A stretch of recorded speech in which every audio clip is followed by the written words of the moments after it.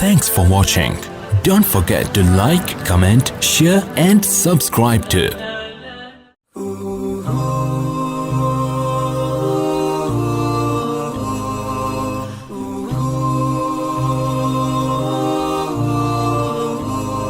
बिस्मिल्लाहिर्रहमानिर्रहीम।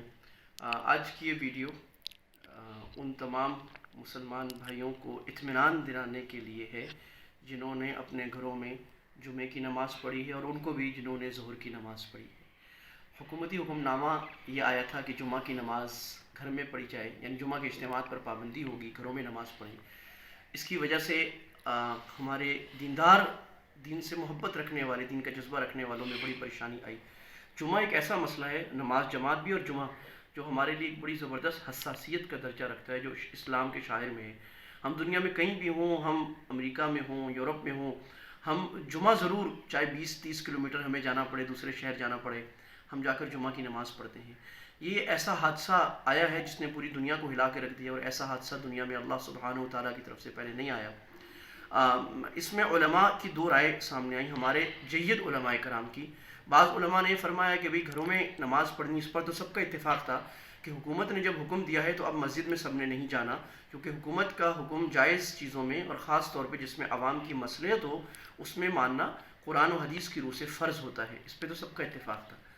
अलबत्ता थोड़ा सा इख्तिलाफ़ उलमा के ये सामने आया कि बाज़ों ने फ़रमाया घरों में जुमे की नमाज़ पढ़ें, और बाज़ों ने फ़रमाया, बाज़ जय्यद बड़े हज़रात ने, कि घर में ज़ोहर की नमाज़ पढ़ें क्योंकि इज़्न आम नहीं है। ये एक बड़ा टेक्निकल इख्तिलाफ़ था। मैं इस पर इत्मीनान दिलाऊंगा कि जिसने घर में जुमा पढ़ लिया उसका भी हो गया, जिसने ज़ोहर पढ़ ली उसका भी हो गया। और ये वबा हमें बहुत सारी चीज़ें सिखाने के लिए आई है।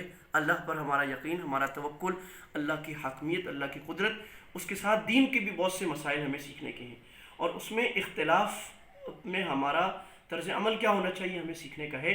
हर इख्तिलाफ़ गलत नहीं होता, बल्कि उम्मत के अक्सर इख्तिलाफ़ जो बड़े उलमा में होते हैं, मुस्तनद उलमा और मुफ्तियान में, वो रहमत होते हैं।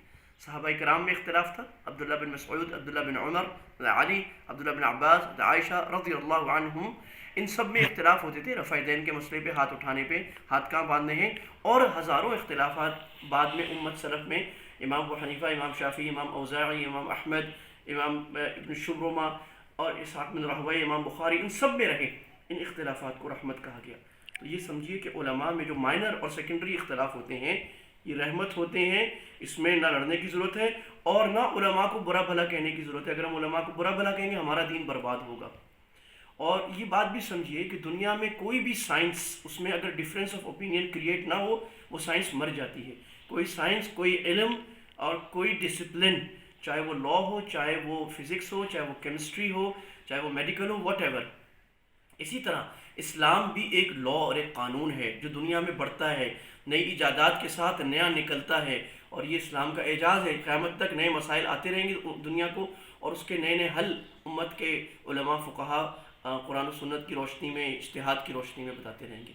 इस इज्तिहाद में इख्तिलाफ़ हो जाए, जिस आलिम से आपको निस्बत है, जिस दारुल इफ्ता से आपको ताल्लुक़ है, जिनकी बात आप ज़्यादा मानते हैं, आप उनकी बात मानकर चलें और दूसरों को खुदारा बुरा भला ना कहें। सब अपनी जगह ठीक हैं। अलबत्ता बाज़ लोग बीच में ऐसे आ जाते हैं जो बड़े आलिम नहीं होते, मुस्तनद नहीं होते, वो भी दीन में अपनी राय देना शुरू कर देते हैं। उनकी राय लेना ज़रूरी सही नहीं है। इसी तरह जैसे कोई ख़ानदानी हकीम आ जाए और वो मेडिकल में ऐसे मसाइल में राय देने लग जाए, हम उसकी राय नहीं लेते, हम रिलायबल डॉक्टर्स की, फील्ड के डॉक्टर्स की लेते हैं। इसी तरह उलमा में भी ये समझ रखने की ज़रूरत है। तो इत्मीनान रखिए, यकीन रखिए, और ज़िक्र में, तिलावत में, अल्लाह की याद में मशगूल रहिए। अस्सलामु अलैकुम व रहमतुल्लाहि व बरकातुहू। Thanks for watching. Don't forget to like, comment, share and subscribe to